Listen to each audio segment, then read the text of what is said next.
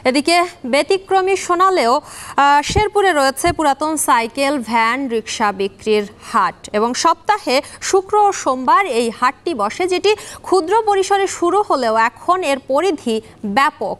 এ বিষয়ে আমরা আরও বিস্তারিত খবর জানবো। এই মুহূর্তে যুক্ত হচ্ছেন সহকর্মী জাহিদুল খান সৌরভ। সৌরভ, জানতে চাই এই হাটের মূল ক্রেতা কারা এবং সাধারণ বাজারের সঙ্গে এই হাটে যেসব পণ্য ওঠে তাদের দামের পার্থক্য কেমন?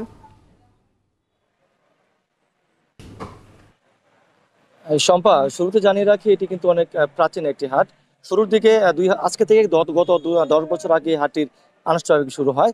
তো এখন কিন্তু জমজমাট হাট চলছে। আপনি দেখতে পাচ্ছেন আর পিছনে পুরাতন রিক্সা, সাইকেল এবং ব্যাটারিচালিত ভ্যান এগুলো কিন্তু বিক্রি হচ্ছে। তো এখানে যারা ইজারাদার রয়েছে তাদের সাথে আমার কথা হয়েছে। তারা বলছেন যে মূলত এখানে শুরুর দিকে অল্প পরিসরে রিক্সা, ভ্যান, পুরাতন সাইকেল এগুলো বিক্রি হলেও দিন যত গড়াচ্ছে তত কিন্তু এই হাটের পরিধিও বাড়ছে।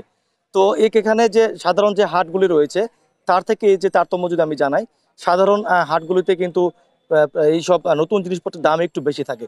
সেই তুলনায় যারা ক্রয় ক্ষমতার মধ্যে থাকেন বা যাদের সীমিত আয়ের মানুষ, তারা কিন্তু এই সকল জিনিস কিনতে পারেন না। তারাই মূলত হচ্ছে এই হাটের ক্রেতা এবং বিক্রেতা।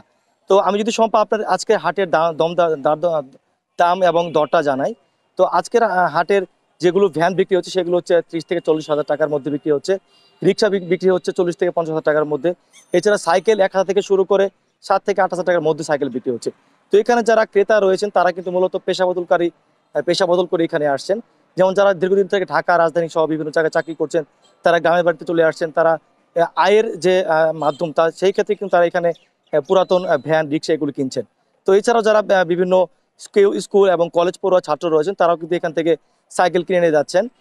এবং যারা ইজারাদার রয়েছে, ইজারাদার বলছে যে প্রতি হাটে এখানে 7 থেকে 8 লক্ষ টাকার সাইকেল, রিক্সা, ভ্যান এগুলো বিক্রি হয়।